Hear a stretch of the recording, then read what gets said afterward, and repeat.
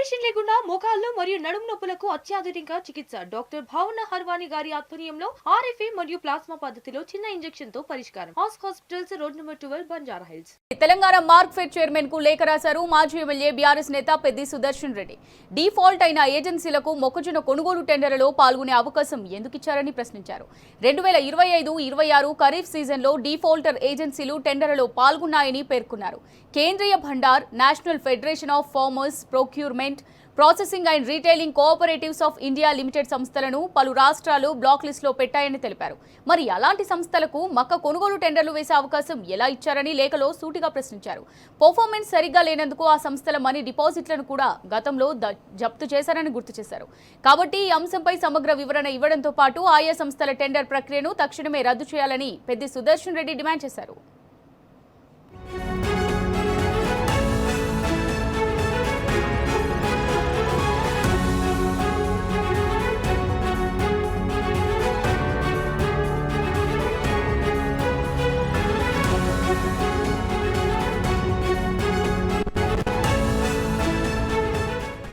Right, దీనికి సంబంధించి మరిన్ని డీటెయిల్స్ మా రిపోర్టర్ లివిల్ రెడ్డి అందిస్తారు. లివిల్, చెప్పండి, మరి డిఫాల్ట్ అయిన ఏజెన్సీలకు టెండర్లలో ఛాన్స్ ఇవ్వద్దని తెలంగాణ మార్క్ఫెడ్ చైర్మన్ కు మాజీ ఎమ్మెల్యే పెద్ది సుదర్శన్ రెడ్డి లేఖ రాశారు కదా, మరి దీనికి సంబంధించి పూర్తి డీటెయిల్స్ ఏ విధంగా ఉన్నాయి లివిల్ రెడ్డి?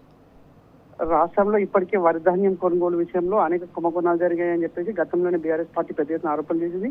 ప్రధానంగా సివిల్ సప్లై శాఖకు సంబంధించిన ధాన్యం కొనుగోలులో పెద్ద ఎత్తున అక్రమాలు జరిగాయని చెప్పేసి కూడా గతంలోనే ఎంక్వైరీ చేయాలని చెప్పేసి లేఖలు రాసింది. ఇవాళ మరొకసారి మార్కెట్కి సంబంధించి మొక్కజొన్న కొనుగోలుకు సంబంధించిన అంశంలో ప్రధానంగా పలు కీలక అంశాలను కూడా ప్రస్తావిస్తూ మాజీ ఎమ్మెల్యే పెద్ది సుదర్శన్ రెడ్డి మార్క్ఫెడ్ చైర్మన్ కి లేఖ రాశారు. ఇందులో పలు కీలక అంశాలను కూడా ప్రస్తావించారు.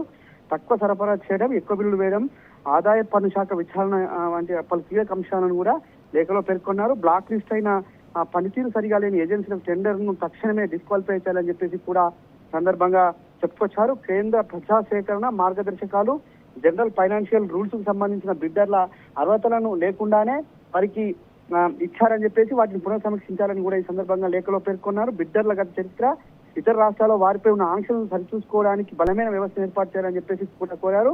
పబ్లిక్ రిప్రజెంటేటివ్ గా గతంలో సివిల్ సప్లైస్ కార్పొరేషన్ చైర్మన్ గా పనిచేసిన అనుభవంతో ప్రభుత్వ ధనాన్ని కాపాడాలని ఆయన కోరారు. ఈ సందర్భంగా అనేక కీలక అంశాలను కూడా ప్రస్తావిస్తూ ఏదైతే ఈ సివిల్ సప్లై సంబంధించిన పలు అంశాల్లో ఇప్పటికే మార్క్ఫెడ్ సంబంధించిన అంశాల్లో కూడా ప్రధానంగా సిపిపి, జిఎఫ్ఆర్ అనే బిడ్డల అర్హతలను కూడా పునఃపరిశీలించాలి. గత కొన్ని రాష్ట్రాల్లో వీటిపైన నిషేధం ఉంది, బ్లాక్ లిస్ట్ లో పెట్టారు. అనేక అవకతవకలు జరుగుతుంది. దీనివల్ల రైతాంగానికి సంబంధించిన కావచ్చు, ఇటు ప్రజాధనం దుర్వినియోగం అవుతుంది. ప్రజలు పండించిన పంటకి లేకుండా నేరుగా మరి సంబంధించిన కొనుగోలు అంశాలను కూడా ఈ సందర్భంగా ప్రస్తావించారు. ప్రధానంగా దీనిలో ఏదైతే ఈ బిడ్డలకు సంబంధించిన విషయంలో 2 కంపెనీలకు సంబంధించిన వాటిని ప్రధానంగా ప్రస్తావిస్తూ వాటిని బ్లాక్ లిస్ట్ లో ఉన్నాయి, వాటిని వెంటనే పునఃసమీక్షించాలని కూడా సందర్భంగా పెద్ది సుదర్శన్ రెడ్డి లేఖలో పేర్కొన్నారు. అంతేకాకుండా గతంలో జరిగిన అంశాలను కూడా ఇందులో ప్రస్తావించారు. గతంలో ఏదైతే సివిల్ సప్లైకి సంబంధించిన అంశం ఉందో దాన్ని కూడా ప్రస్తావిస్తూ సివిల్ సప్లై జరిగిన కుంభకోణాల విషయంలో కూడా పునఃసమీక్షించి బ్లాక్ లిస్ట్ నుంచి తీసేయాల్సిన అవసరం ఉందని చెప్పేసి కూడా కోరారు. ఏదైతే సివిల్ సప్లై శాఖ కమిషన్ కార్పొరేషన్ కు చైర్మన్ గా పనిచేసిన అనుభవం ఉన్న నేపథ్యంలోనే ఇది చెప్తున్నట్లు, అందుకు అనుగుణంగా నాప్కాప్ కావచ్చు, కేంద్రీయ భండార్ కావచ్చు, ఇతర కంపెనీలు బ్లాక్ లిస్ట్ ఉన్నాయి, వీటి వెంటనే డిస్క్వాలిఫై చేయాలని చెప్పేసి కూడా సందర్భంగా మార్క్ఫెడ్ డైరెక్టర్ ని కోరారు. ఖచ్చితంగా దీనిపై ఒక చర్య తీసుకోవాల్సిన అవసరం ఉందని చెప్పేసి కూడా మార్క్ఫెడ్ ఎండీని పెద్ది సుదర్శన్ రెడ్డి కోరారు. అమూల్య. Right, thank you లివిల్.